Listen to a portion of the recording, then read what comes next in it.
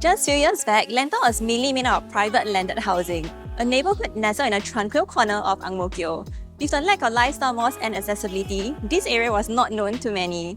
But with the recent government land sales and the opening of the Thomson East Coast Line, this neighbourhood is going through a major transformation, offering both new and old residents with great convenience, connectivity, more green spaces, and a new park connector. After two successful launches since 2022, the third piece of puzzle is finally here. Today, let's talk about Hillock Green. I think this is a big concern for me. Question mark about Lentor. Why do you think Lentor and Hillock Green When the exist? government decided to really... Welcome back. Today I have two guests with me, and in front of me is Deputy CEO of PropNext, Kelvin Fong, and beside me we have the Chief IC for Hillock Green, SK. Welcome! Hi everyone! So today's big question is, in your opinion, why do you think Lentor and Hillock Green is a safe bet in today's market? So maybe Kelvin and SK can share more details. I think today a lot of people still have this big question mark about Lentor. Okay, I would say that Lentor is a new township.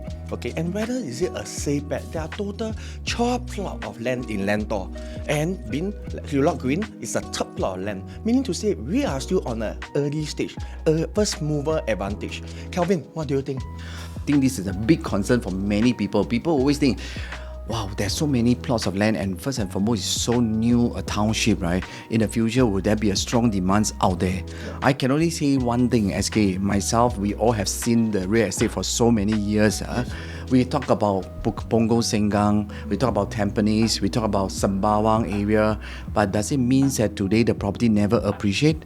Does it mean that there's no HDB new town area there? But does it mean that the prices did not appreciate at all? Yep. I was just thinking that back then, when I talk about Sembawang, it was just a very new town because that time was really all about farm areas here and there. But today it's all HDB and private property as well.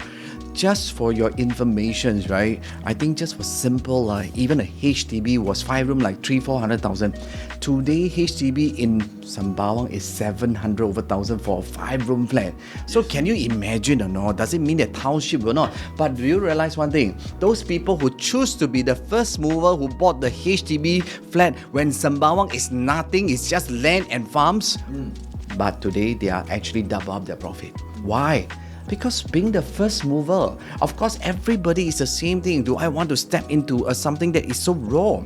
Another area, let's talk about investment area. You just look at Marina Bay area. People say, Kelvin, where people want to buy a 99 years? Look at the whole plot of land. It's just pure land. How can it be the prices, SK, right? Reclaim land some more. Reclaim land some more. The property was launched at the sale was $800-900 per square foot. Yep. You know, the highest price was done how much?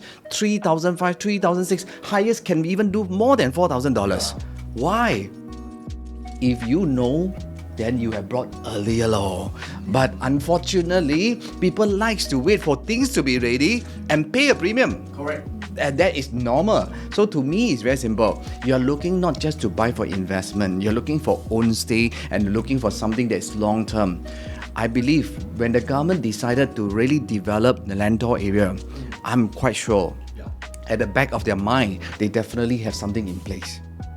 If you look at how Singapore works, how government works, right? We have seen all the transformation in different area. Yeah. Look at Tampines. Last time they tell you they're going to transform that area to what?